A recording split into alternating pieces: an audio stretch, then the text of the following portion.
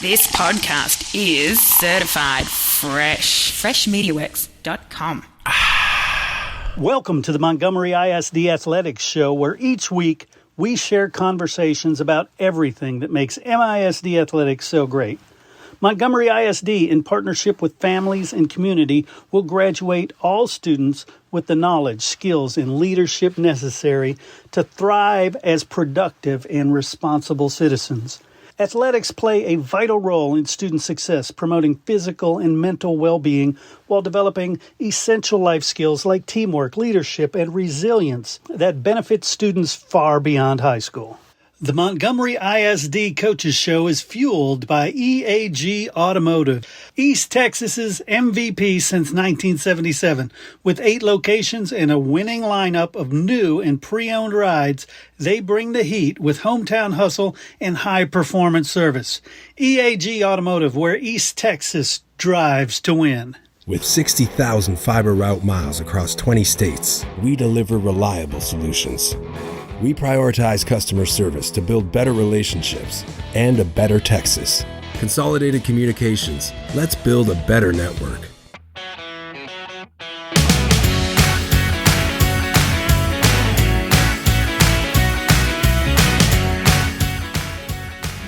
All right, everybody, welcome back to the Montgomery ISD Athletics Show. I'm Chris Daly, and I'm joined today by Coach Alyssa Maynard, the Lake Creek girls soccer coach, correct? Yes, that's correct. Cool. And how long have you been the soccer coach there? This is my 3rd year at Lake Creek. Nice. What about before then? What did you do?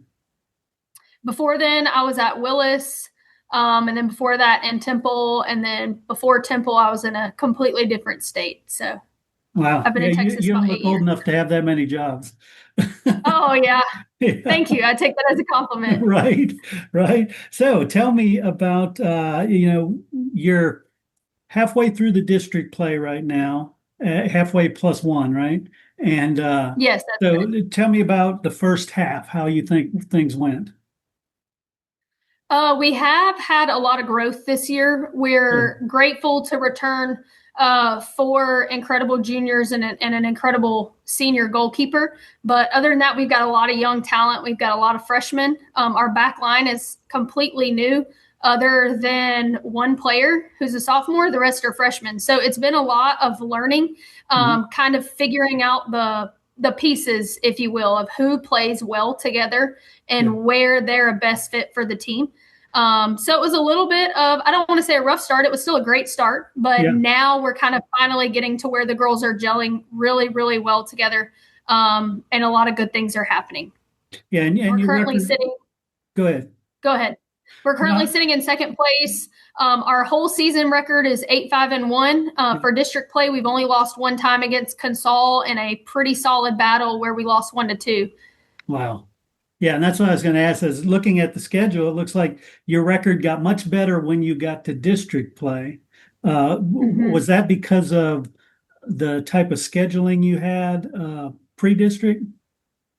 Yes. So I'm not sure if I have a little bit different philosophy than other coaches, but my thought is, preseason, which is essentially what tournament season and everything before district is, to give yourselves the biggest challenge that you can face so that you can go through the wrinkles of growth before you actually get to district play, where seeding for playoffs and postseason really truly matters. So I really wanted to make sure that the girls were in quality tournaments against quality opponents.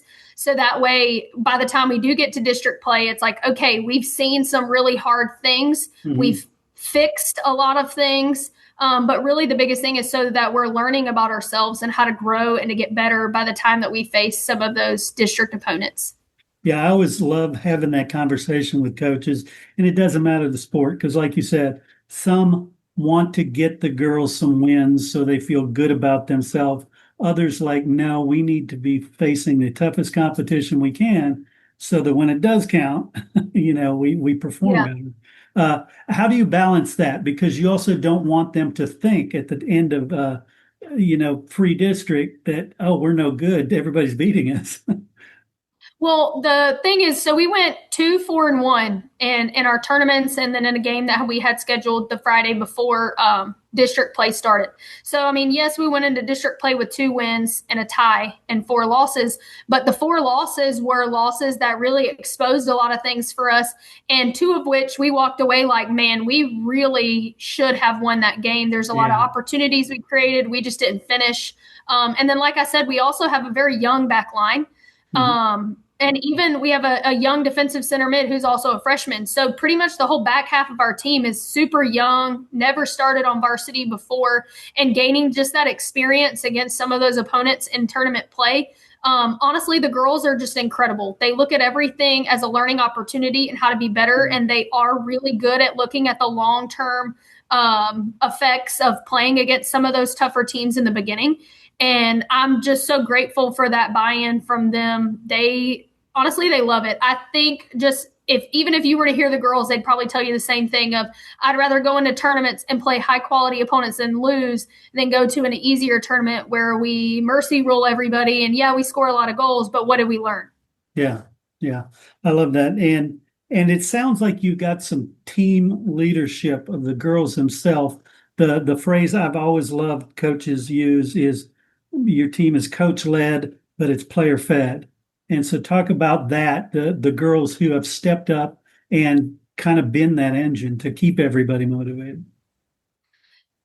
We have a lot of good voices. So our senior goalkeeper, Piper Johnson, she's just fantastic coming in as a servant leader. So she's really the one that's kind of behind the scenes doing whatever is needed for everybody else and speaks up when necessary. And then we also have a couple of very strong vocal presences in our juniors. So I have a couple of junior captains as well, and just our junior class as a whole. They're so competitive and they just want to be the best all the time, every time they step on the field.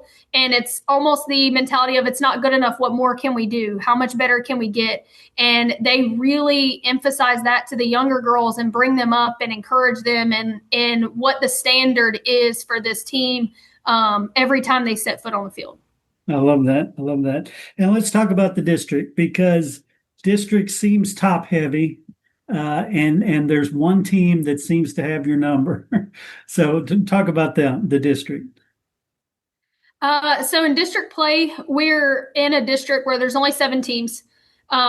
So, we've got our crosstown high school, Montgomery, Brenham, Rudder, Huntsville. And then we also have the College Station schools. So you've got College Station High School and then A&M Consolidated. And honestly, I feel like everybody has done a fantastic job up to this point. When we set foot on the field, they know where a lot of our strong returning players who are leading goal scorers are going to be. And they work hard to shut them down, which we love, because if they're going to shut them down, okay, so what's another way? How do we still get through? How do we still put the ball in the back of the net? Given those challenges of, my junior class has been here since they were freshmen. And so for the last 3 years, these coaches and other players have been able to see them. And so kind of trying to work around that. As far as I would say our biggest opponent right now who we'll face on Friday is A&M Consolidated. Yep. They're a strong side. They won state last year, and they're always good. They've always got those kids coming in, and honestly, that game is probably one of the best games we play every year. And I'm grateful we get to do it twice, because it really pushes us. It challenges us. It's a great rivalry.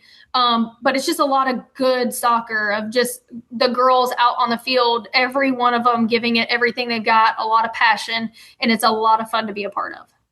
Nice. And so, from the outside looking in, that's the game. That is the game that will decide district championship.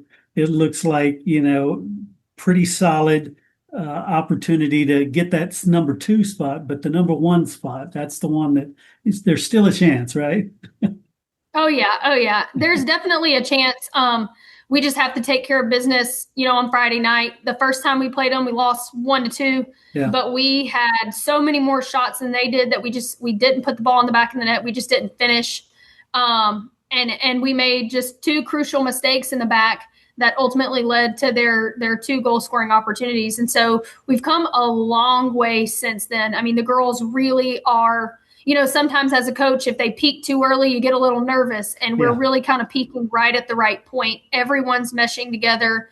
And it doesn't matter who you put on the field. If you're making a substitution and the girls are still bringing the same type of play, no matter who is where, and that is probably our biggest strength right now.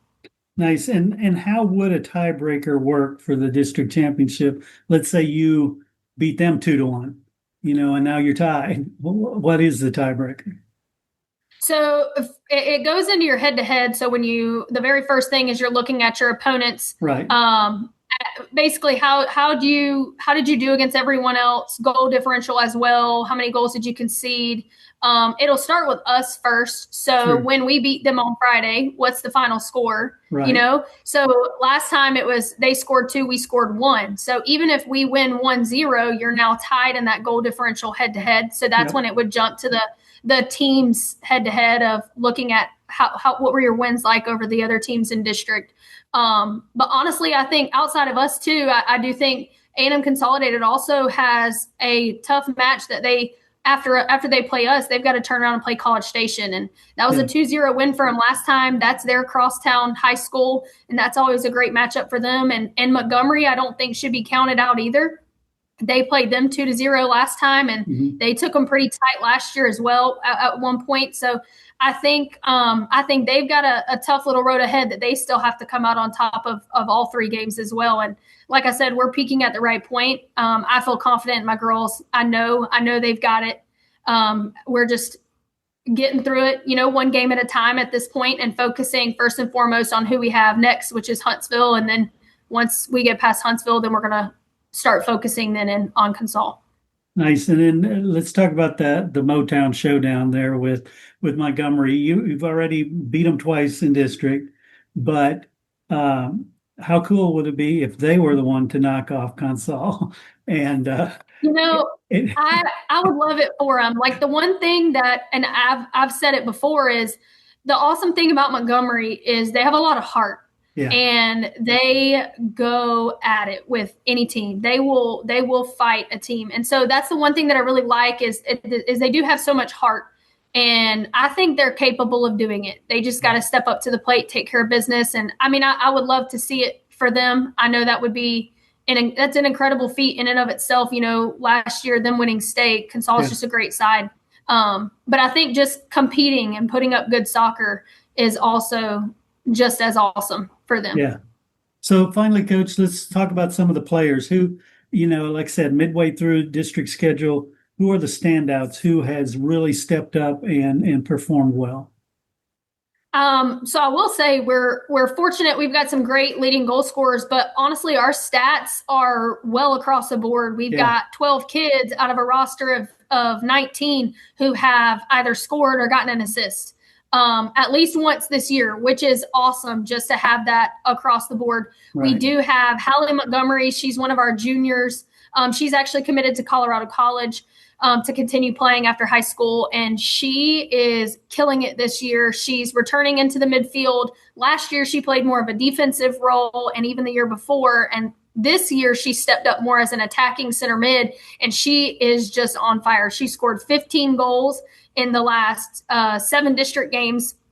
She's got 8 assists. I mean, she's involved in every single play. I often say she's kind of like our heartbeat. If she's yelling and she's running and she's working, everybody's yelling, everybody's running, everybody's working. And then we also have another junior, Laney's Abigaila, who has absolutely destroyed and blown the records out of the water for goals scored here at Lake Creek just in her last 3 years. This year alone, she's got 12 goals and 3 assists. But she is just always in the attack in some way. And even though she may not directly get the assist, she's contributing to a lot of the goals that are being put up for us. And then we also have a freshman, Sochi Ramirez, who's in there as well. She scored 8 goals, 8 assists this season. She actually got 4 on Friday night alone.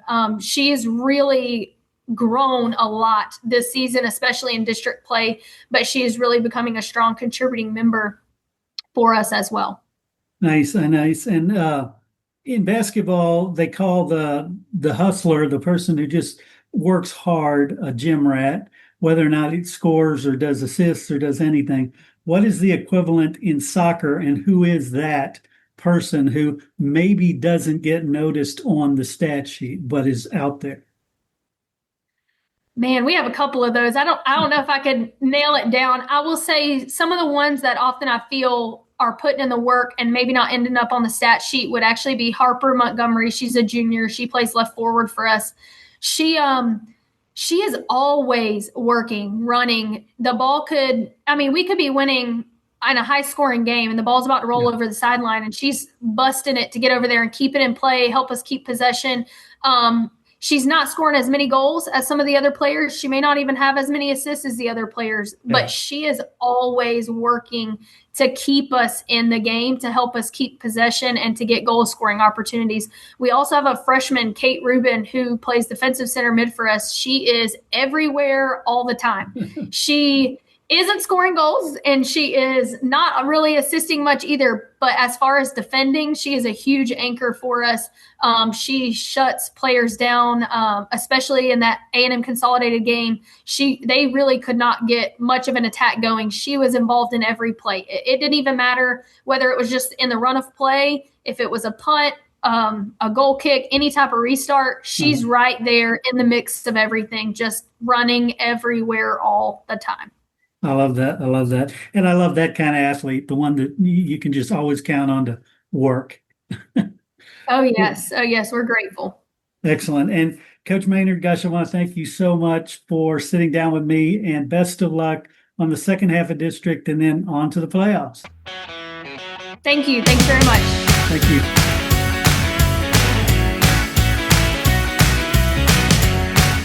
At the Woodlands Behavioral Health and Wellness Center, they want kids to thrive, not just in school, but in sports and in life. Pressures like anxiety, ADHD, or even the stress of competition and injuries can hold them back.